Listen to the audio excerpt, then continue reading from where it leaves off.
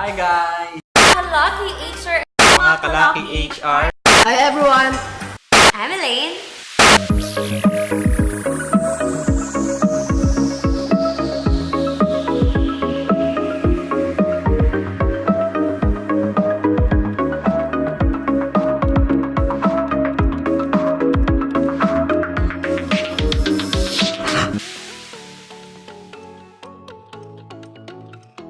Hello kalaki HR, my name is James at ngayon po papakita ko po sa inyo kung paano i-set up ang M3 Smart Wi-Fi Doorbell.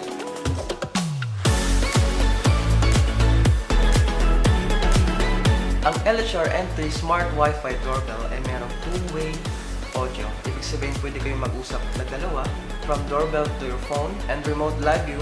Habang mag-usap kayo ay pwede ka pang mag-isip kung papasokin mo or hindi.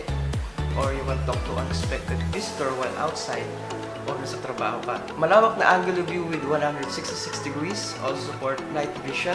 Also support SD card recording. Compatible up to 32 gig maximum storage with 2 batteries na backup power just in case na magka-brown out. And the recording is clearly visible kaya malinaw sa araw or sa gabi. And support multiple devices as long as you have a strong data or Wi-Fi connection. Ngayon po, papakita ko po sa inyo kung ano nasa loob ng box. English user manual. 2 external power cords, 2 external power supply. Mamaya po papakita ko po sa inyo kung saan po ito ikakabit. Screws for mounting. And last is the M3 Smart Wi-Fi Doorbell. And, wag po kayong mag-alala, may kasama po sa package ang dalawang battery. Phone, Smart Wi-Fi Doorbell. First step, search nyo lang po sa Play Store ang XHH Cam application at meron din po itong QR code sa likod ng box at sa loob ng user manual na hindi natin binabasa. Second step po, mas madali na po ito kung figure.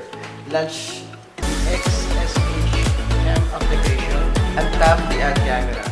Ayun, gagawin ko po siya and go to set up device. After that, may maririnig po kayong voice prompt. It says that your device is now ready to begin pairing. Then click nyo lang po yung yes. Then yung Wi-Fi network will be filled in. Lagay mo yung Wi-Fi name and password and the device will emit sound waves for connection.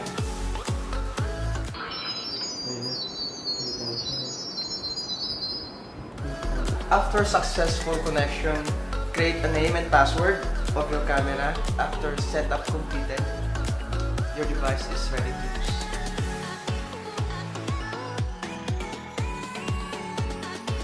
At ngayon po, ituturo ko naman po sa inyo kung paano ikabit ang Smart Wi-Fi Doorbell.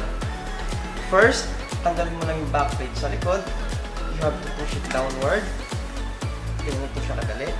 And then, kabit mo yung external power cord dito sa contact. Saka mo siya ikabit doon sa power supply. And after that, pwede nyo lang i-mount doon sa area na pagkakabitan mo ng doorbell. Gamit yung mga screws here. Po. So, mo i-mount ulit yung doorbell. And lock ng screw. Pagkatapos nyo setup ang doorbell nyo, hassle-free and convenient kasi makikita mo na ang bisita mo kahit nasa labas ka o nasa trabaho ka at hindi ka nababangon kasi makikita mo na ang bisita mo gamit ang smartphone mo. At bago po kami magtapos, don't forget to like our Lucky HR Facebook page, our Lucky HR Instagram, and Lucky HR Lazada store. Bye-bye!